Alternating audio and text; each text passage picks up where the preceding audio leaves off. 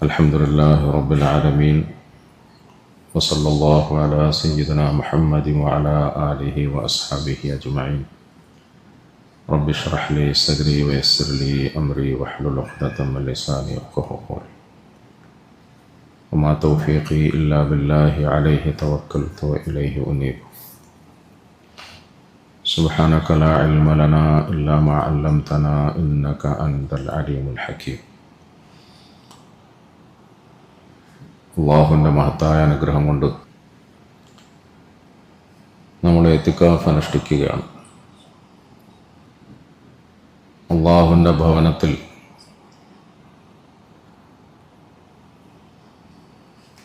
ഇബാദത്തുകളിൽ മുഴുകി അള്ളാഹുവിലേക്ക് ലയിച്ചു ചേരാൻ ആഗ്രഹിച്ചുകൊണ്ട്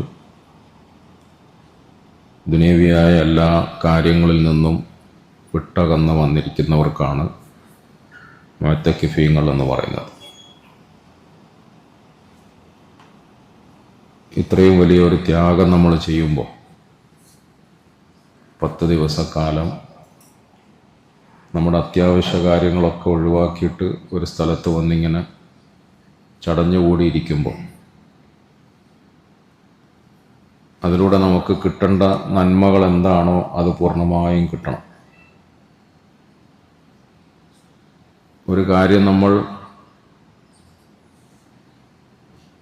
അതിൻ്റെ ഉദ്ദേശ ലക്ഷ്യങ്ങളെ പൂർത്തീകരിച്ചുകൊണ്ട് ചെയ്യുമ്പോഴാണ് അതിന് പ്രയോജനം ഉണ്ടാകുന്നത്. വെറുതെ ഒരു ചടങ്ങായ നിലയിൽ, കർമ്മമായ നിലയിൽ നിർവഹിക്കുന്ന കാര്യങ്ങൾക്കൊന്നും അള്ളാഹുവിങ്കൽ വിലയും നിലയുണ്ടാവുകയില്ല. ഫവൈലുൽ മുസല്ലീൻ അല്ലദീന ഹും അൻ സ്വലാത്തിഹിം സാഹൂൻ എന്ന് നമ്മൾ സാധാരണ ഓതി അർത്ഥം വച്ചിട്ടില്ല. നമസ്കരിക്കുന്നവർക്കാണ് നാശം. വൈല് എന്ന് പറയുന്ന നരകം, വൈൽ എന്ന പേരിൽ പ്രത്യേക ഒരു നരകമുണ്ട്. ആ നരകം അള്ളാഹു നിശ്ചയിച്ചിരിക്കുന്നത് നിസ്കാരക്കാർക്കാണ് എന്നാണ്, നിസ്കരിക്കുന്നവർക്കാണ്. നിസ്കരിക്കാത്തവർക്ക് നരകം എന്ന് പറയുന്നതിന് പകരം നിസ്കരിക്കുന്നവർക്ക് നരകമുണ്ട് എന്ന് ഖുർആനിൽ പറയാണ്. നമസ്കരിക്കുന്നവർക്ക് നരകമുണ്ട്. എന്തുകൊണ്ടാണ്? അല്ലദീനഹും അൻ സ്വലാത്തിഹിം സാഹൂൻ അല്ലദീനഹും യുറാഊന വയംനഊനൽ മാഊൻ. നിസ്കാരം എന്ന് പറയുന്നത് നമ്മൾ വിചാരിക്കുന്നത് 14 ഫറദ് കൊണ്ട് പൂർത്തീകരിക്കപ്പെടുന്ന ഒരു പുണ്യകർമ്മമാണെന്ന ഒരു അമലാണെന്ന്. എന്താ നിസ്കാരം എന്ന് പറഞ്ഞാൽ? ചെറുപ്പത്തിൽ നമ്മൾ പഠിച്ചിട്ടുണ്ടല്ലോ, തക്ബീറത്തുൽ ഇഹ്റാം കൊണ്ട് തുടങ്ങി സലാം കൊണ്ട് തീരുന്ന, അതിനിടയിൽ കുറേ പ്രത്യേകമായ ചെല്ലലുകളുടെയും പറച്ചലുകളുടെയും കർമ്മങ്ങളുടെയും പേരാകുന്നു നമസ്കാരം. അങ്ങനെയല്ലേ പഠിച്ചത് ചെറുപ്പത്തിലല്ലേ? തക്ബീറത്തുൽ ഇഹ്റാം കൊണ്ട് തുടങ്ങി സലാം കൊണ്ട് അവസാനിക്കുന്നതിനിടയിൽ ചില പ്രത്യേകമായ ചൊല്ലലുകളുടെയും പറച്ചിലുകളുടെയും ചെയ്തികളുടെയും നാമമാണ് നമസ്കാരം എന്ന് നമ്മൾ പഠിച്ചിട്ടുള്ളൂ. അങ്ങനെ ചെയ്യുന്നത് കൂലി കിട്ടാൻ വേണ്ടിയാണ്, പ്രതിഫലം കിട്ടാൻ വേണ്ടിയാണ് എന്ന് നമ്മൾ വിചാരിക്കുന്നുണ്ടെങ്കിലും വെറുതെ പ്രതിഫലം കിട്ടാൻ വേണ്ടി മാത്രമല്ല അള്ളാഹു നമ്മുടെ മേൽ നമസ്കാരത്തെ നിയമമാക്കിയത്. ഇന്നൽ ഇൻസാന ഖുലിഖ ഹലൂഅ ഇദാ മസ്സഹു ശർറു ജസൂഅ വഇദാ മസ്സഹുൽ ഖൈറു മനൂഅ ഇല്ലൽ മുസല്ലീൻ അല്ലദീന ഹും അലാ സ്വലാത്തിഹിം ദായിമൂൻ. മനുഷ്യൻ്റെ പ്രകൃതിയെക്കുറിച്ചിട്ട് അള്ളാഹു പറഞ്ഞു. മനുഷ്യൻ്റെ പ്രകൃതി, അവൻ്റെ പ്രകൃതി എന്ന് പറഞ്ഞാൽ എന്തെങ്കിലും നന്മ അവന് കിട്ടിയാൽ അത് വേറെ ആർക്കും കൊടുക്കാതെ പിടിച്ചു വെക്കും. അതവൻ്റെ ഒരു പ്രകൃതിയാണ്. നമുക്കെന്തെങ്കിലും ഒരു നന്മ കിട്ടിയാൽ അതിന് വേറെ ആർക്കും കൊടുക്കാതെ പിടിച്ചു വെക്കുക എന്ന് പറയുന്ന ഒരു സ്വഭാവം അവനുണ്ട്. അതുപോലെ എന്തെങ്കിലും വിഷമങ്ങളോ പ്രയാസങ്ങളോ വന്നാൽ പെട്ടെന്ന് കൺട്രോൾ വിടും. എല്ലാം മറന്നുകൊണ്ട് എല്ലാവരെയും കുറ്റപ്പെടുത്തും, പടച്ചോനെ പോലും കുറ്റപ്പെടുത്തും. അങ്ങനെ മനുഷ്യൻ്റെ പ്രകൃതി. എന്തെങ്കിലും ഒരു ചെറിയ വിഷമോ പ്രയാസമോ വന്നാൽ ഇതിന് തൊട്ട് മുമ്പ് വരെ തനിക്കുണ്ടായിരുന്ന സുഖങ്ങളെല്ലാം അവനങ്ങ് മറക്കും. എന്നിട്ട് അവനങ്ങ് വല്ലാണ്ട് കുറ്റം പറയാൻ തുടങ്ങും. ഇദാ മസ്സഹുൽ ഖൈറു മനൂഅ ഇദാ മസ്സഹു ശർറു ജസൂഅ. ഒരു നന്മയും തനിക്ക് കിട്ടിക്കഴിഞ്ഞാൽ പിന്നെ വേറൊരാൾക്ക് കൊടുക്കാൻ മനസ്സുണ്ടാവില്ല. അതാണ് മനുഷ്യനെന്ന് പറയുന്നത്. മനുഷ്യപ്രകൃതം അങ്ങനെയാണ്. സാധാരണ നമ്മൾ പറയാറില്ല, നമ്മൾ ബസ് കാത്ത് നിൽക്കുകയാണ്, ബസ് കാത്തു നിൽക്കുക. അവിടെ ഒരു അത്യാവശ്യത്തിന് പോകാൻ വേണ്ടി കാത്തു നിന്ന ഒരു ബസ് വന്നു, കൈ കാണിച്ചു. അത് നിർത്തിയില്ല, സ്പീഡിൽ അങ്ങ് പോയി. അപ്പോൾ നമ്മളിങ്ങനെ ദേഷ്യം പിടിക്കും. അലാക്കിൻ്റെ സ്പീഡ് ഒന്ന് നിർത്തിക്കൂടെ, നമ്മളെയും കൂടെ കയറ്റിക്കൂടെ, ഒന്ന് നിർത്തിക്കൂടെ, നമ്മളെയും കൂടെ ഒന്ന് കയറ്റിക്കൂടെ.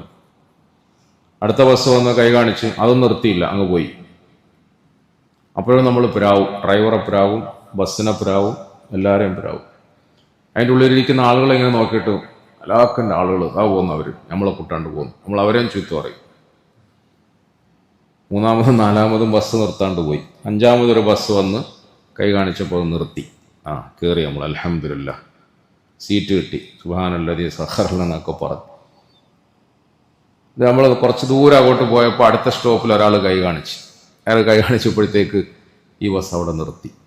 നമ്മളിങ്ങനെ ഡ്രൈവറെ ഒന്ന് നോക്കി, അടിമുടി ഡ്രൈവറെ ഒന്ന് നോക്കി വിട്ട് കുറച്ച് ദൂരം പോയപ്പോൾ അടുത്ത സ്റ്റോപ്പിൽ വേറൊരാൾ കൈ കാണിച്ച്, അവിടെ നിർത്തി. ഉടനെ നമ്മൾ കണ്ടക്ടർ എടുത്ത് പോയിട്ട് ചോദിക്കും, ഹലോ, ഞാനെന്താ കാളവണ്ടിയിലാണ് കയറിയത്? ഞാൻ പൈസ തന്നിട്ടില്ലേ? ഒരു സ്ഥലത്തേക്ക് വേഗം എത്താൻ വേണ്ടിയല്ലേ നിങ്ങളെ ബസ്സിൽ കയറിയത്? അല്ലെങ്കിൽ പിന്നെ നടന്നു പോയാൽ പോരായിരുന്നു, ഏതെങ്കിലും സൈക്കിളുകാരൻ്റെ പുറകെ കയറി പോയാൽ പോരായിരുന്നു. ദേഷ്യം പിടിക്കും നമ്മൾ. കുറച്ച് ദൂരം പോയപ്പോൾ പിന്നെ നിർത്തിയപ്പോൾ കണ്ടക്ടറോട് പറഞ്ഞത് കൂടാണ്ട് നേരെ ബസ്സിൻ്റെ ഡ്രൈവർ എടുത്ത് പോയിട്ട് അയാളോട് ചൂടാവുക.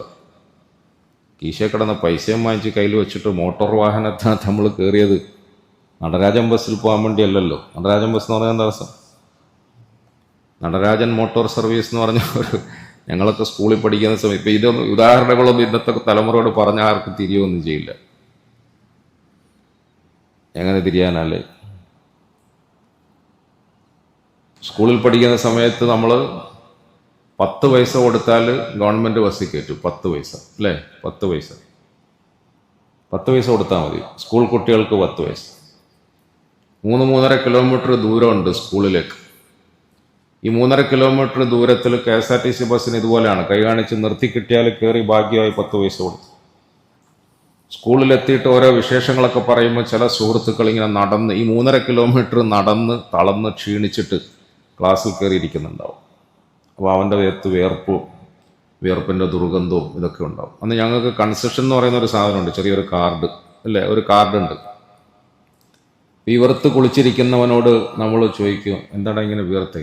എന്ത് പറയാനാ, ഞാൻ കൈ കാണിച്ച് ബസ്സൊന്നും നിർത്തിയില്ല, പിന്നെ ഞാൻ നമ്മളെ സ്ഥിരം ബസ്സിൽ കയറി വന്നു. ഏതാണ് എൻ്റെ സ്ഥിരം ബസ്? NRMS എന്ന് പറയുന്നത്. NRMS എന്ന് പറയുന്നത് Natarajan motor service. Natarajan motor സർവീസിൽ കയറിയാണ് വന്നത്. അതുകൊണ്ടാണ് ഇങ്ങനെ ക്ഷീണിച്ചിരിക്കുന്നത്. എന്താ പ്രിയപ്പെട്ടവരെ, 10 പൈസ കൊടുക്കാൻ നിർവാഹമില്ലാത്തത് കൊണ്ട് 10 പൈസ. എനിക്കൊക്കെ നല്ല ഓർമ്മയുണ്ട് എൻ്റെ കൂടെ പഠിച്ചിരുന്ന പല കുട്ടികളുടെയും ചരിത്രം. അവൻ രാത്രി ഉമ്മാനോടും ഉപ്പാനോടും കരയും, നാളെ ഒരു 10 പൈസ തരണേ, നാളെയെങ്കിലും ഞാൻ അവരുടെ കൂടെ ഒന്ന് ബസ്സിൽ പോയിക്കോട്ടെ. പക്ഷേ ഈ വാപ്പാക്കും ഉമ്മാക്കും കൊടുക്കാൻ നിവൃത്തിയില്ലാത്തൊരു കാലമാണ്. അതുകൊണ്ട് NRMS നമുക്ക് നല്ല ഓർമ്മയാണ്. നടരാജൻ മോട്ടോർ സർവീസ് അതിൽ കയറി. അപ്പോൾ ഇയാൾ ചോദിക്കുക ദേഷ്യം പിടിച്ചിട്ട്, നിങ്ങളുടെ ഈ ബസ്സിനകത്ത് കയറി പൈസയും തന്നിട്ട് NRMSനകത്ത് പോകുമ്പോലെയാണല്ലോ, ചൂടാവും. എന്താ മനുഷ്യൻ്റെ അവസ്ഥ? ഇതാ മസ്സഹു ഷർറു ജസൂഅൻ വൈദാ മസ്സഹുൽ ഖൈറു മനുവ. കുറച്ച് മുമ്പ് ബസ് സ്റ്റോപ്പിൽ 3-4 ബസ്സിന് നീ കൈ കാണിച്ചപ്പോൾ നീ നിർത്താത്ത ബസ്സിനെ പ്രായി, നിർത്താത്ത ബസ്സിൻ്റെ ഡ്രൈവറെ പ്രാഗി, ദേഷ്യം പിടിച്ചു. നിർത്തി, നിനക്ക് സീറ്റ് ഉറച്ചു കഴിഞ്ഞപ്പം ഇനി എവിടെ നിർത്തരുത്, ഇനി ആരെയും കയറ്റരുത്, അങ്ങ് സ്പീഡിൽ അങ്ങ് എത്തേണ്ടിടത്ത് എത്തിക്കോണം, ചീറിപ്പാഞ്ഞോണം. ഇത് മനുഷ്യൻ്റെ പ്രകൃതമാണ്. അതുപോലെയാണ് എന്തെങ്കിലും ഒരു ഷർറ് വന്ന് പെട്ടാലും അവനൊട്ടാകെ അങ്ങ് മാറും. അള്ളാഹു പറയാണ്, ഇത് മനുഷ്യപ്രകൃതമാണ്, ഇത് രണ്ടും പാടില്ലാത്തതാണ്. എന്നാൽ ഇല്ലൽ മുസല്ലീൻ അല്ലദീന ഹും അലാ സ്വലാത്തിഹിം ദാഇമൂൻ. ഈ പറയുന്ന ദുർഗുണങ്ങളൊന്നും നിസ്കാരക്കാർക്ക് ഉണ്ടാവൂല എന്ന് പറഞ്ഞാൽ നിസ്കാരക്കാർക്കുണ്ടാകരുത്. നീ നിസ്കാരക്കാരനാണെങ്കിൽ നിന്റെ നമസ്കാരം മുഖേന നിന്റെ പ്രകൃതത്തിൽ ഇങ്ങനത്തെ പ്രകടമായ മാറ്റങ്ങൾ ഉണ്ടാകണം. മാറ്റമുണ്ടായെങ്കിൽ മാത്രമേ ഉള്ളൂ നിന്റെ നിസ്കാരം സ്വീകരിക്കപ്പെടുകയുള്ളൂ. സ്വീകരിക്കപ്പെട്ടു എന്ന് നിനക്ക് പ്രതീക്ഷിക്കാൻ കഴിയുകയുള്ളൂ.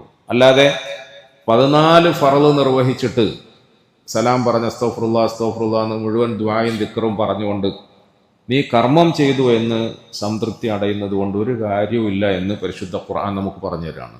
അല്ലദീനഹും അൻ സലാത്തിഹിം സാഹൂൻ അല്ലദീനഹും യുറാഊൻ വയംനഊനൽ മാഊൻ. ഏതെങ്കിലും അത്യാവശ്യ സാധനങ്ങൾ ആ അത്യാവശ്യ സാധനങ്ങൾ ചോദിച്ചിട്ട് ഉണ്ടായിട്ടും കൊടുക്കാതിരിക്കുക. അങ്ങനെ കൊടുക്കാതിരിക്കുന്നവന്റെ നിസ്കാരം സഹിഹായില്ല. അങ്ങനെ നിസ്കരിച്ചവന്റെ നിസ്കാരം മുഖേന അവൻ നരകത്തിൽ പോകും. ഒരു പണ്ഡിതനോട് വന്നിട്ട് നിസ്കാരത്തിൽ ഭയഭക്തി ഉണ്ടാകാൻ എന്താ മാർഗം എന്ന് ചോദിച്ചു. നമസ്കാരത്തിൽ ഭയഭക്തി ഉണ്ട് എന്ന് മനസ്സിലാകുന്നത് എങ്ങനെയാണ്? അദ്ദേഹം വളരെ സിമ്പിളായിട്ട് പറയാണ്. രാവിലെ അപ്പുറത്തെ വീട്ടിൽ നിന്നും നബീസോ കത്തിയാളുണ്ടാ എന്ന് ചോദിച്ചു.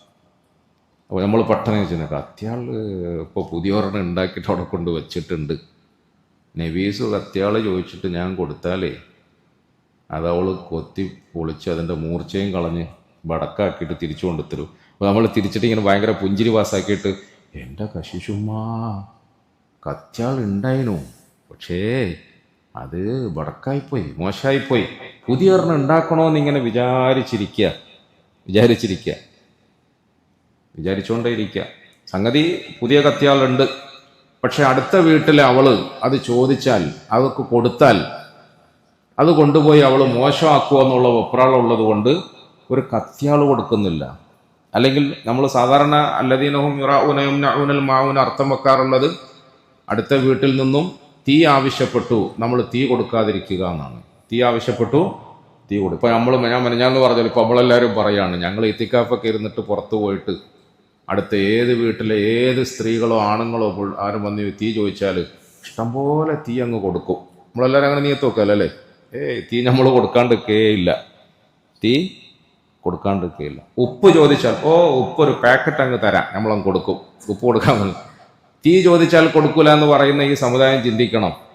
തൊട്ടടുത്ത വീട്ടിലെ പാവം സഹോദരി അത്താഴത്തിന് എഴുന്നേറ്റ് കുട്ടിക്ക് ഒരു ഗ്ലാസ് പാല് ചൂടാക്കി കൊടുക്കണമെന്ന് വിചാരിച്ച്, ഭർത്താവിന് തലേന്നത്തെ കഞ്ഞി കുറച്ച് ചൂടാക്കി കൊടുക്കണമെന്ന് വിചാരിച്ച് ഗ്യാസ് സ്റ്റവ് കത്തിക്കാൻ നോക്കിയപ്പോൾ ഗ്യാസ് തീർന്നു പോയി. പാവം അവരവിടുന്ന് ഓടി ഇവിടുത്തെ ഗേറ്റിൽ മുട്ടിയിട്ട്, അല്ല ലേശം ഗ്യാസ് തരുമോ?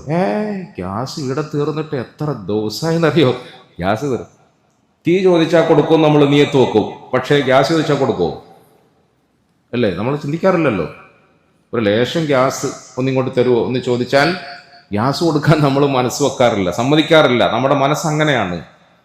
അപ്പം നമ്മൾ പാവപ്പെട്ട കുട്ടികൾ ചിലപ്പോൾ നമ്മളോട്, ഉമ്മ അവർ ചോദിച്ചല്ലേ കൊടുത്തൂടെ, പിന്നെ നിനക്കങ്ങനെ പറയാം, എങ്ങാനും നമ്മളെ മറ്റേ ഒരു എക്സ്ട്രാ കുറ്റി ഉണ്ടെന്നുള്ളത് ശരിയാണ്, അങ്ങനെ അത് തീർന്നു പോയാൽ നമ്മളെന്താക്കും? അപ്പുറം ഇപ്പുറമൊക്കെ ധർമ്മം ചെയ്തിട്ട് അവസാനം നിനക്കൊക്കെ തിന്നാൻ തരാൻ സമയത്ത് ഇത് ഉണ്ടാക്കാൻ കഴിയില്ലെങ്കിൽ വിഷമായി പോവും. വയംനഊനൽ മാഊൻ എന്ന് പറഞ്ഞാൽ ഇങ്ങനത്തെ ചെറിയ ചെറിയ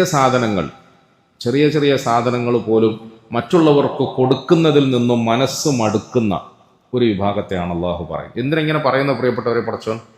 അള്ളാഹു തആല, നമ്മൾ സാധാരണ ഈ ഖുർആനിന്റെ അർത്ഥം വെക്കുമ്പോൾ, തഫ്സീർ വെക്കുമ്പോൾ ഇങ്ങനത്തെ ഓരോ സാധനങ്ങളുടെ പേര് എണ്ണി പറയും. ചിലപ്പോൾ മൂലന്മാർ ഉസ്താദന്മാർ ആ സാധനത്തിന്റെ പേരെണ്ണുന്നതിലാണ് തിടുക്കം കാണിക്കുക. പേരെണ്ണലല്ല വിഷയം. മനുഷ്യന്റെ ഒരു പ്രകൃതമുണ്ട്.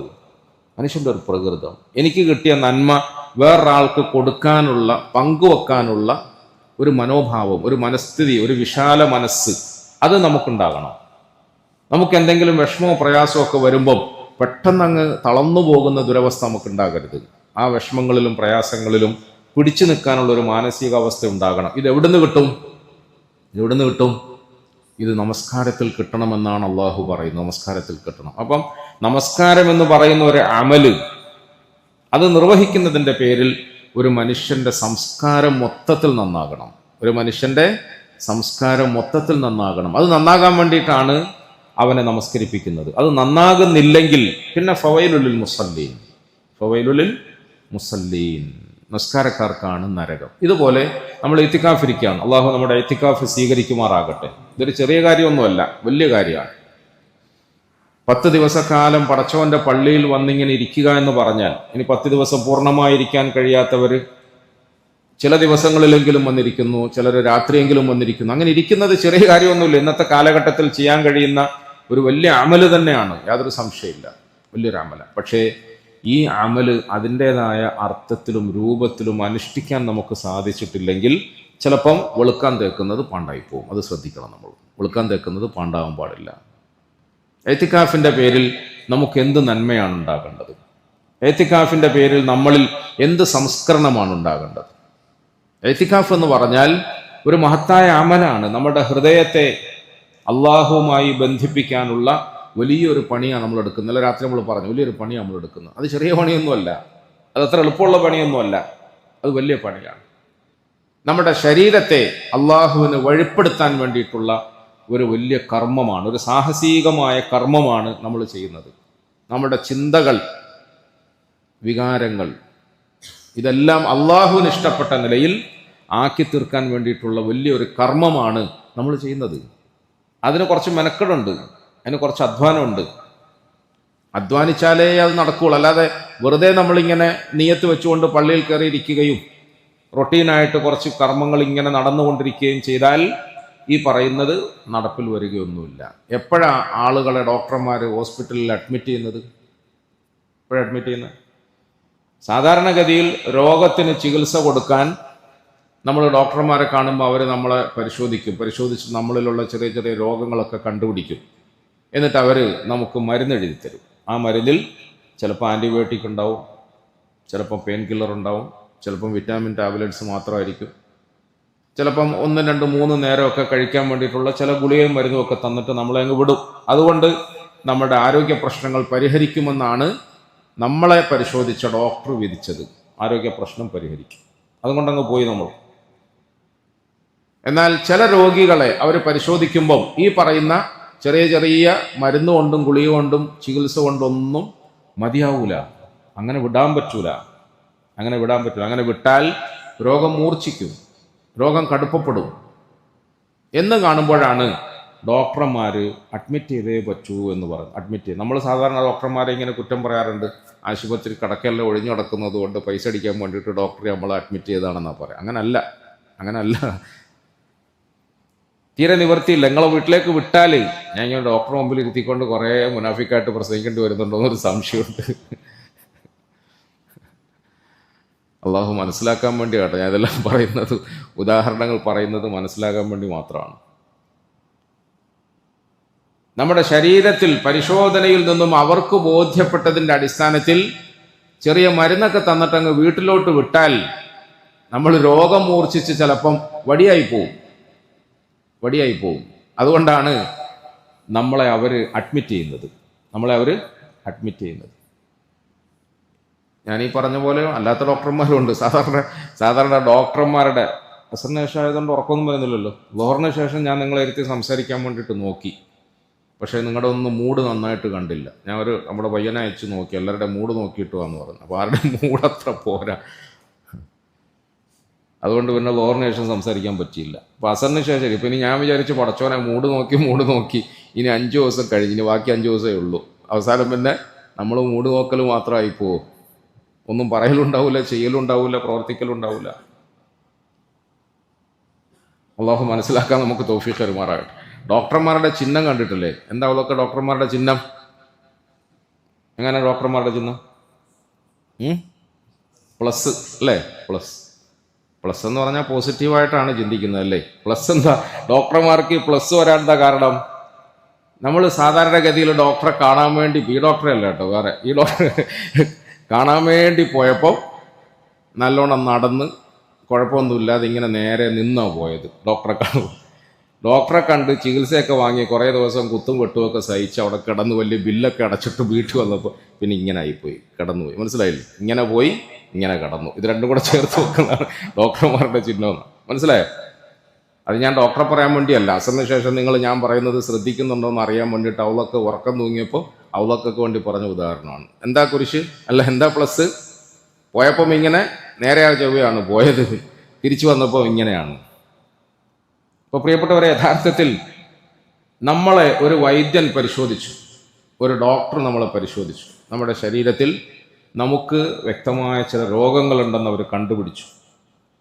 ആ രോഗത്തെ ചെറിയ മരുന്നും ഗുളികയും കൊണ്ടൊന്നും ശിഫയാവുകയില്ല എന്ന് ബോധ്യപ്പെട്ടപ്പോഴാണ് നമ്മളെ അറസ്റ്റ് ചെയ്ത് ഹോസ്പിറ്റലിൽ കിടത്തിയത്. അറസ്റ്റ് ചെയ്ത് ഹോസ്പിറ്റലിൽ കിടത്തി. ഈ കടത്തപ്പെടുന്ന രോഗിയെ സംബന്ധിച്ചിടത്തോളം അവന് തീവ്ര പരിചരണം നൽകണം.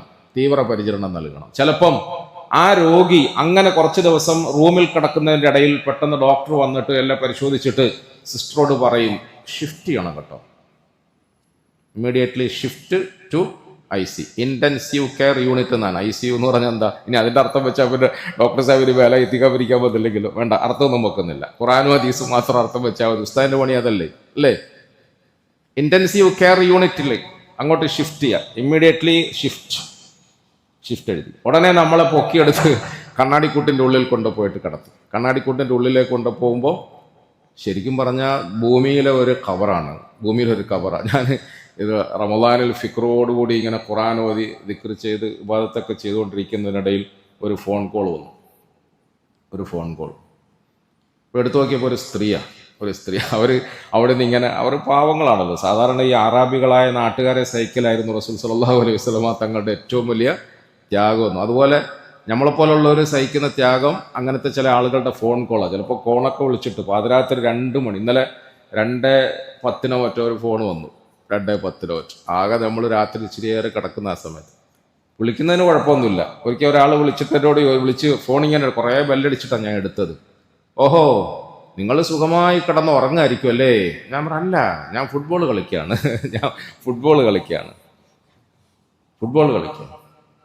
ഞങ്ങളിവിടെ പണിയെടുത്ത് കഷ്ടപ്പെട്ട് വിയർത്തൊളിച്ച് വന്ന് റൂമിലെത്തി, ഡ്രസ്സൊക്കെ മാറി, ഭക്ഷണം ഉണ്ടാക്കി കഴിക്കാൻ പോകുന്നേ ഉള്ളൂ. നിങ്ങൾക്കൊരു പണിയില്ലല്ലോ, നിങ്ങൾക്ക് സുഖമായി കിടക്കാമല്ലോ. ഞാൻ ചോദിച്ചു, സഹോദര, നീ പണിയെടുക്കുന്ന രാഷ്ട്രത്തിൽ ഇപ്പം എത്ര സമയമായി?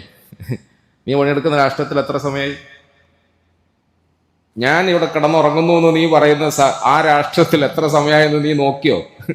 എന്നിട്ടാണ് നീ എന്നെ വിളിച്ചത്. ഞാൻ പറഞ്ഞ മനസ്സിലായി, ഇത് ഹക്കാണ്, നമ്മളെ അനുഭവങ്ങളാണ്. അവർ വിളിച്ചിട്ട് നമ്മളങ്ങ് കളിയാക്കും, ചൂടാവും, ദേഷ്യം പിടിക്കും. ഒന്ന് വിളിച്ചാൽ എടുത്തൂടെ? അവനുള്ള രാഷ്ട്രവും ഞാനുള്ള രാഷ്ട്രവും തമ്മിലുള്ള സമയത്തിന്റെ വ്യത്യാസം അവർ ചിന്തിക്കാമല്ലോ. ദേഷ്യം പിടിക്കും, ചൂടാക്കും. അപ്പോൾ ഈ സഹോദരി എന്നെ വിളിച്ചിട്ട് ആമുഖമൊന്നുമില്ലാതെ ഒന്ന് കൊണ്ടപ്പോല്ല എന്ന് പറയും, കരയാണ്. ഒന്ന് കൊണ്ടപ്പോല്ല എന്ന് പറയുന്നു. കരച്ചിലാണ്. എനിക്കും കരച്ചിൽ വന്നു. പാവം ഒരു സ്ത്രീ ഒന്ന് കൊണ്ടപ്പോല്ല എന്ന് പറയും. സഹോദരി, എന്താണ് നിങ്ങൾ പറയുന്നത്? എന്താ വേണ്ട? അതാ നമ്മൾ ഉമ്മാനെ കൊണ്ടുപോകുന്ന സത്യത്തിൽ അത് വല്ലാത്ത കരച്ചിൽ. നമ്മൾ ഉമ്മാനെ കൊണ്ടുപോകുന്ന ഒന്ന് കൊണ്ടപ്പോല്ല എന്ന് പറയും. ഞാൻ എന്താ പറയേണ്ടത്? ആരോടെ പറയണം? അത് നമ്മൾ ഉമ്മാക്ക് സക്രാത്തിൻ്റെ പോലത്തെ വലിവാന്ന് പറയുന്നത്. ഇവിടെ കിടത്തിയാൽ പറ്റൂല പോലോ, കണ്ണാടിക്കുട്ടി കൊണ്ടുപോകണമെന്ന് പറയുന്ന പോലോ, നമ്മൾ ഉമ്മാക്കൊരു തുള്ളി വെള്ളം നമുക്ക് കൊടുക്കണ്ടേ, നമ്മൾ ഉമ്മാനെ നമുക്ക് ലാസ്റ്റ് കാണണ്ടേ, ഒന്ന് കൊണ്ടപ്പോല്ല എന്ന് പറയുന്നു. സത്യത്തിൽ എനിക്ക് ഭയങ്കരമായിട്ട് കരച്ചിൽ വന്നു. പാവം ഒരു സഹോദരി നിസ്സഹായായി. ആരെ വിളിക്കണം? ആരോട് പറയണം? പിന്നെ ചിലപ്പോൾ ഈ പറയുന്നത്, ഞാൻ നിങ്ങളോട് തമാശയ്ക്ക് പാതിരാത്രി എന്നെ വിളിച്ചാൽ എനിക്ക് വിഷമമൊന്നും വരാറില്ല കേട്ടോ. എനിക്ക് മാനുഷികമായിട്ടുള്ളൊരു വിഷമം ആദ്യം വന്നാലും ഞാനത് സഹിക്കും. കാരണം എന്താ അറിയാം, ഇങ്ങനത്തെ സാധുക്കളായ 10,000-കണക്കിന് ആളുകൾ അവരുടെ വേദനയും വിഷമവും വരുമ്പോൾ പെട്ടെന്ന് എടുത്ത് വിളിക്കാൻ അൽഹംദുലില്ലാ എൻ്റെ നമ്പർ അവർ ഉപയോഗിക്കുന്നുണ്ടല്ലോ എന്നൊരു സന്തോഷം എനിക്കുണ്ട്. ഒരു സഹോദരൻ്റെ ഗൾഫിലെ ഷോപ്പ് നിന്ന് കത്തുകയാണ്. ചാടി പുറത്തിറങ്ങിയിട്ട്, പാതിരാത്രിയാണ്, നിന്ന് കത്തുക. ചാടി പുറത്തിറങ്ങിയിട്ട് ആദ്യം വിളിക്കേണ്ടത് ആരെയാ? അവിടുത്തെ ഷുർത്തെ വിളിക്കണം, അല്ലെങ്കിൽ അവിടുത്തെ ഫയർഫോഴ്സിനെ വിളിക്കണം. പക്ഷെ അദ്ദേഹം പുറത്തിറങ്ങിയിട്ട് എന്നെ വിളിച്ചു, കരഞ്ഞുകൊണ്ട് പറഞ്ഞു, ഉസ്താദേ ഒന്ന് ദുആ ചെയ്യണം, എൻ്റെ ഷോപ്പ് കത്ത്. പിന്നെ കുറേ നാളുകൾക്ക് ശേഷം നാട്ടിൽ വന്നപ്പം കുടുംബക്കാരോട് അദ്ദേഹം പറഞ്ഞു, എനിക്ക് ഫയർഫോഴ്സിനെ വിളിക്കണമെന്ന് അറിയാത്തതുകൊണ്ടല്ല, പോലീസിനെ വിളിക്കണമെന്ന് അറിയാത്തതുകൊണ്ടല്ല. പക്ഷേ നമ്മുടെ ഈ വിഷമത്തിൽ നമ്മളെ സഹായിക്കാൻ അള്ളാഹു അല്ലാതെ വേറെ ആരുമില്ല. ആ അള്ളാഹുവിനോട് നമ്മൾ ചോദിക്കുന്നതിനേക്കാളും കുറച്ചും കൂടെ നല്ല നിലയിൽ ചോദിക്കാൻ പറ്റുന്ന ഒരാളെന്ന നിലയിൽ ഞാൻ ഇന്ന ആളെ വിളിച്ചതാണ്. അൽഹംദുലില്ലാ, നല്ല കാര്യമാണ്. അപ്പോൾ സ്വാഭാവികമായും ആശുപത്രിയിൽ അഡ്മിറ്റ് ചെയ്ത് ചികിത്സിക്കുന്ന ഒരു രോഗിയെ സംബന്ധിച്ചിടത്തോളം അവൻ്റെ ഹാല് മോശമാണെന്ന് കാണുമ്പം ഡോക്ടർ വന്ന് പരിശോധിച്ചിട്ട് ICUലേക്ക് മാറ്റണം എന്ന് പറയും. ICUലേക്ക് മാറ്റുക എന്ന് പറഞ്ഞാൽ എന്താ അർത്ഥം? ഞാൻ മനസ്സിലാക്കിയിടത്തോളം ഈ കിടക്കയിൽ കിടന്നപ്പോൾ, റൂമിൽ കിടന്നപ്പോൾ കൊടുത്തുകൊണ്ടിരുന്ന മരുന്നിനേക്കാളും പുതിയ ഒരു മരുന്നൊന്നും അങ്ങോട്ട് കൊടുക്കുക എന്നുള്ള അർത്ഥത്തിലല്ല. പിന്നെന്താണ്?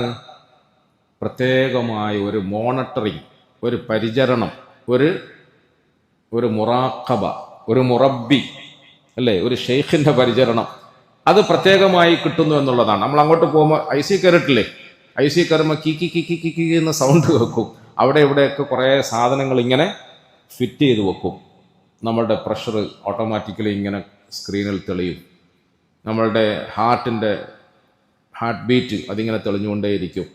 നമ്മളെ പൂർണ്ണമായ നിലയിൽ ഒരു ഡോക്ടറിൻ്റെയും 2-3 സിസ്റ്റർമാരുടെയും ഒക്കെ വീക്ഷണത്തിൽ, നിരീക്ഷണത്തിൽ, പരിചരണത്തിൽ നമ്മളെ അങ്ങ് അഡ്മിറ്റ് ചെയ്യുക. അതിനാണ് ഇൻറ്റൻസീവ് കെയർ യൂണിറ്റ് എന്ന് പറയുന്നത്. പ്രിയപ്പെട്ടവരെ, യഥാർത്ഥത്തിൽ ഇത്തിക്കാഫ് ഇരിക്കുക എന്ന് പറഞ്ഞാൽ നമ്മൾ വിചാരിക്കും നമ്മളല്ലാത്ത വേറെ കുറേ സഹോദരങ്ങൾ പുറത്തുണ്ട്, അവർക്ക് ഇത്തിക്കാഫും ഇല്ല, അവർക്ക് തറാവീഹ് കഷ്ടിച്ചേ ഉള്ളൂ, 8 റക്അത്ത് നിസ്കരിച്ചിട്ട് എണീച്ച് പോയെന്ന്, പിന്നെ പുറത്തിങ്ങനെ കറങ്ങി നടക്കാമെന്ന്, ചിരണ്ടി കഴിക്കുകയാണ്. നമ്മൾ കണ്ടില്ല, നമ്മൾ ഇത്തിക്കാഫ് ഇരുന്ന, നമ്മൾ വലിയ കൂടിയ ആളുകളായതുകൊണ്ട് ഇത്തിക്കാഫ് ഇരുന്നു. അങ്ങനല്ല. എന്നെ പള്ളിപ്പണി ഏൽപ്പിച്ചിരിക്കുന്നത് എന്തിനാന്ന് വെച്ചാൽ, നീ പള്ളിയിലല്ലാതെ പുറത്തെങ്ങാനും നടന്നാൽ നിന്നെ കൊണ്ടുള്ള ഇടങ്ങേറ് ദുനിയാവിൽ ജനങ്ങൾക്ക് സഹിക്കാൻ കഴിയില്ല. അതുകൊണ്ട് ഒരു കസേരയും മൈക്കും തന്നിട്ട് നിന്നെ പള്ളിപ്പണി ഏൽപ്പിച്ചിട്ട് ഇവിടെ ഇരുത്തിയിരിക്കുകയാണ്. ഇവിടെ ഇരുന്നോ പറയാം. അതുപോലെ പ്രിയപ്പെട്ടവരെ, നമ്മളുടെ ശരീരത്തിൽ പടച്ചവൻ പരിശോധിച്ചപ്പം കൂടുതൽ രോഗവും കുഴപ്പമൊക്കെ ഉള്ളത് കൊണ്ടാണ് നമ്മൾ ഇൻറ്റൻസീവ് കെയർ യൂണിറ്റിലേക്ക് അഡ്മിറ്റ് ചെയ്തത്. അവസാനത്തെ 10 ആയപ്പോഴത്തേക്ക് ഇനി ഇതുകൊണ്ടൊന്നും മതിയാവൂല, അതുകൊണ്ട് കൂടുതൽ കെയർ വേണം, കൂടുതൽ പരിചരണം വേണം എന്ന് വിചാരിച്ചിട്ട് നമ്മളിവിടെ അഡ്മിറ്റ് ചെയ്തതാണ്. 10 ദിവസത്തേക്ക് അഡ്മിറ്റ് ചെയ്ത. 10 ദിവസം കഴിയുമ്പം അള്ളാഹു നമുക്കൊക്കെ ശിഫയും ആഫിയത്തും തരുമാറാകട്ടെ. നമുക്ക് ഡോക്ടർ വന്ന് പരിശോധിച്ചിട്ട് ഡിസ്ചാർജ് എഴുതി തരും. എന്താ ഡിസ്ചാർജ്? ഇങ്ങനെ വന്നവൻ ഇങ്ങനെയാണോ പോകുന്നതെന്നുള്ളതാണ് നമ്മൾ നോക്കേണ്ടത്. ഇങ്ങനെ വന്നവൻ ഇങ്ങനെയാണോ പോകുന്നതെന്നുള്ളത്. ഡിസ്ചാർജ് എങ്ങനെ എഴുതുന്നത്? വലിതുകബ്ബിറുല്ലാഹ അലാ മാ ഹദാകും വലഅല്ലകും തഷ്കുറൂൻ. ഇതൊക്കെ ഖുർആനാണ് ഞാൻ പറയുന്നത്. ഇടയ്ക്കിടയ്ക്ക് ഡോക്ടറും അവളൊക്കെല്ലാം പേര് വരുന്നെങ്കിലും ഖുർആനും ഹദീസുമാണ് ഞാൻ പറയുന്നത്. വലിതുകബ്ബിറുല്ലാഹ അലാ മാ ഹദാകും വലഅല്ലകും തഷ്കുറൂൻ. 10 ദിവസം കഴിയുമ്പോൾ, റമദാനിൻ്റെ ആദ്യം മുതലുള്ള 30 ദിവസം കഴിയുമ്പോൾ നമുക്ക് ഒരു സന്തോഷത്തിൻ്റെ നിലാവ് കാണിക്കും ആകാശത്ത്. എന്താ നിലാവിൻ്റെ അടയാളം? ഇതാ, നിങ്ങളുടെ ദുആ ഞാൻ സ്വീകരിച്ചു, നിങ്ങളുടെ ഇസ്തിഗ്ഫാർ ഞാൻ സ്വീകരിച്ചു എന്ന് പറഞ്ഞാൽ നിങ്ങൾക്കെടുത്ത ആൻറ്റിബയോട്ടിക് ഒക്കെ ഫലപ്പെട്ടു, ഇഞ്ചക്ഷനൊക്കെ ഫലപ്പെട്ടു, മരുന്നുകളൊക്കെ ഫലപ്പെട്ടു, ചികിത്സയൊക്കെ ഫലപ്പെട്ടു. അൽഹംദുലില്ലാ. ചിലപ്പോൾ ഡോക്ടർമാർ വന്നിട്ട് കാണുന്നത് ഉപ്പാക്ക് നല്ല ആശ്വാസമായി, ആഫിയത്തായി, ഇനി ഒന്നും പേടിക്കണ്ട, വീട്ടിൽ പോയിക്കോ, സാധാരണ പോലെ ജീവിച്ചു. കൃത്യമായ നിലയിൽ ബാങ്ക് കൊടുക്കുമ്പോൾ രാവിലെ, ഉച്ചയ്ക്കും വൈകിട്ടും, ആഹാരത്തിന് മുമ്പും ആഹാരത്തിന് ശേഷം എന്നൊക്കെ പറയുന്നത് പോലെ ബാങ്ക് കൊടുക്കുമ്പോൾ പള്ളിയിലേക്ക് പോകണം. അത്ര സൂക്ഷിച്ചാൽ മതി. ബാങ്ക് കൊടുക്കുമ്പോൾ പള്ളിയിലേക്ക് പോകണം. മുമ്പും പിമ്പും, ആഹാരത്തിന് അരമണിക്കൂർ മുമ്പ് ഗ്യാസ്ട്രിക് ടാബ്ലറ്റ് അടിക്കണം എന്നൊക്കെ പറയുന്നില്ലേ. നിസ്കാരത്തിന് മുമ്പ് സുന്നത്ത് നമസ്കരിക്കണം, അല്ലേ? നിസ്കാരത്തിന് ശേഷം സുന്നത്ത് നിസ്കരിക്കണം. അത്യാവശ്യം ഇങ്ങനെയൊക്കെ നോക്കിയാൽ മതി, പൊയ്ക്കോ, ഉപ്പൊക്കെ നല്ല ആശ്വാസമായി. നേരെ തിരിച്ച് വേറെ ചില ആളുകളുണ്ട്, അള്ളാഹു നമ്മളൊക്കെ കാത്തുരക്ഷിക്കുമാറാകട്ടെ. ഈ പറഞ്ഞ എല്ലാ ചികിത്സകളും കൊടുത്തു. ഇൻറ്റൻസീവ് കെയർ യൂണിറ്റിലും കുറച്ച് നാൾ ഇട്ട് നോക്കി. പിന്നെ ഇപ്പോഴത്തെ പുതിയ സിസ്റ്റം അനുസരിച്ചിട്ട് വെന്റിലേറ്ററിൻ്റെ സപ്പോർട്ട് കൊടുക്കേണ്ടി വന്നു. അങ്ങനെ പലതും കൊടുത്തു. അള്ളാഹു നമ്മളൊക്കെ കാത്തുരക്ഷിക്കുമാറാകട്ടെ. നമ്മുടെയൊക്കെ ആരോഗ്യവും ആഫിയത്തും അള്ളാഹു നല്ല നിലയിൽ നിലനിർത്തി തരുമാറാകട്ടെ. മരണം വരെ ആരോഗ്യത്തോടെ, ആഫിയത്തോടെ, ഇസ്സത്തോടെ, ഇഫത്തോടെ ജീവിക്കാൻ അള്ളാഹു നമുക്ക് തൗഫീഖ് തരുമാറാകട്ടെ. എപ്പോഴും നമ്മൾ ദുആ ചെയ്യേണ്ട കാര്യമാണ്. എപ്പോഴും ദുആ ചെയ്യണം. വേറൊരാളുടെ ആശ്രയമില്ലാത്ത രൂപത്തിൽ ജീവിക്കാൻ നമുക്ക് കഴിയണം. അള്ളാഹു നമുക്കൊക്കെ അതിന് തൗഫീഖ് നൽകി അനുഗ്രഹിക്കുമാറാകട്ടെ.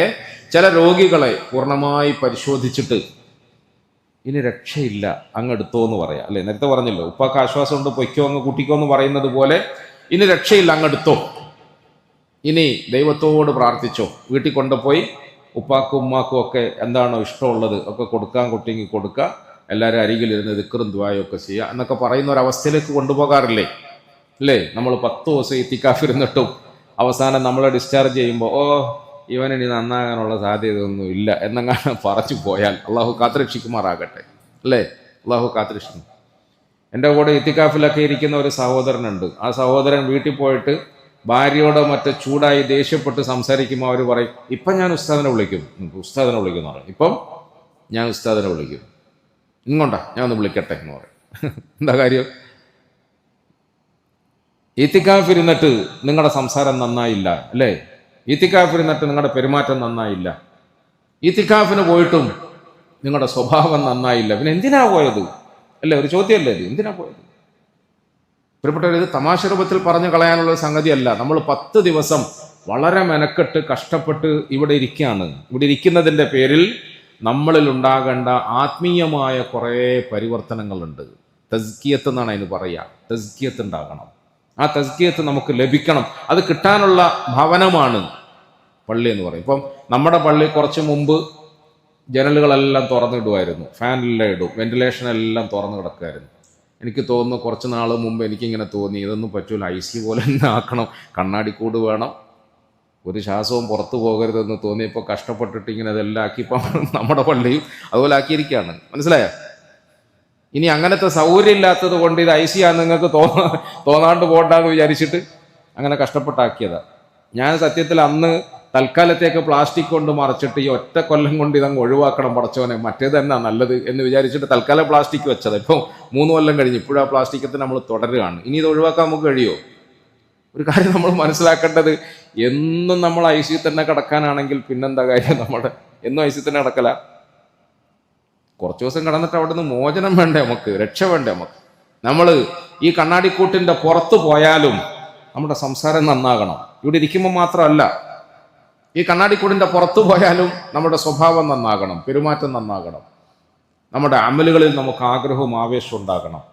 നമ്മളെ കാണുന്നവർക്ക് അള്ളാഹുവിനെ കുറിച്ച് ഓർമ്മ വരണം. അതാണ് നമ്മുടെ ഒരു വലിയ വിഷയം. നമ്മളെ കാണുന്നവർക്ക് അള്ളാഹുവിനെ കുറിച്ച് ഓർമ്മ വരണം.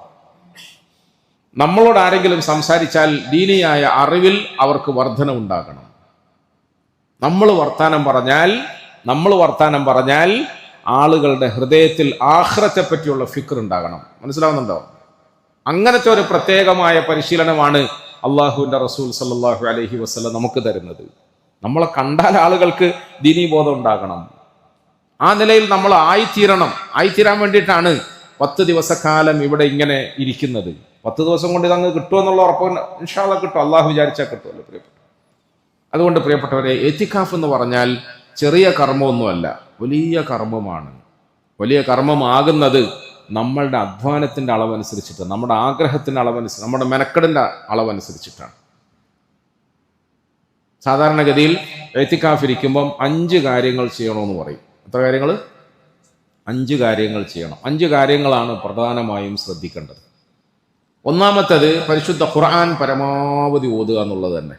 ശ്രദ്ധിക്കണേ, ഇത്തികാഫ് ഇരിക്കുന്ന ആളുകൾ പ്രധാനമായും 5 കാര്യങ്ങളിലായിരിക്കണം ശ്രദ്ധിക്കേണ്ടത്. 5 കാര്യങ്ങളിലായി അവരുടെ സമയത്തെ വിനിയോഗിക്കണം. അതിൽ ഒന്നാമത്തേത് പരിശുദ്ധ ഖുർആൻ അധികമായി ഓതണം. പരിശുദ്ധ ഖുർആൻ ഓതും. അപ്പോൾ അൽഹംദുലില്ലാഹ് നമ്മുടെ കുട്ടികൾ ഖുർആൻ ഓതി അവർക്ക് ഈ ഖുർആനിൻ്റെ മഹത്വം തന്നെ തിരിയുന്നുണ്ടോ എന്നൊരു സംശയം. നമ്മൾ ഒരു 2 ജുസോ 3 ജുസോ ഒരു ഖത്തം കാണോ ഓതിയാൽ അൽഹംദുലില്ലാഹ് ഭയങ്കര സന്തോഷമല്ലേ. ഈ കുട്ടികൾ അൽഹംദുലില്ലാഹ് ഇന്ന് 18 ഖത്തം ഒന്നിച്ച് തീർക്കാൻ പോവാണ്. ഇന്ന് നമ്മൾ വിചാരിക്കുന്നത് ഈ പാവങ്ങൾ അവിടെ ഇവിടെയൊക്കെ കളിച്ച് ചിരിച്ച് ഓടി നടക്കുമ്പം അവർ ഓടി നടക്കുകയല്ല. നമ്മൾ 30 ദിവസം കൊണ്ട് ഒരു ഖത്തം തീർക്കുമ്പോൾ അവർ 30 ദിവസം കൊണ്ട് എത്ര ഖത്താ തീർത്തത്? 30 ദിവസം ആയില്ലല്ലോ. അവരെല്ലാ ദിവസവും നമ്മളിവിടെ ഒരു ജുസ് ഓതുമ്പം ആ ഒരു ജുസും സുബൈക്ക് കുറച്ച് ഓതി, ഇഷാക്ക് കുറച്ച് ഓതി, അങ്ങനെ ഒപ്പിച്ചിട്ടാണ് ഇവിടെ ജുസ് ഒപ്പിക്കുന്നത്.